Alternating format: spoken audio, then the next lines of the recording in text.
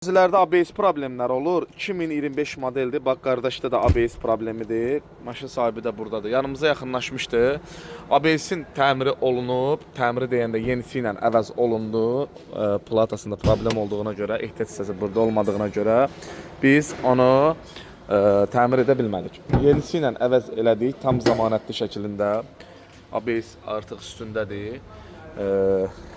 Düzü maşın hava filtrini qoymuşuq sürüb yoxlamaq üçün. Bir də ABS dəyişəndən sonra pirborda ABS-in işığı itmir.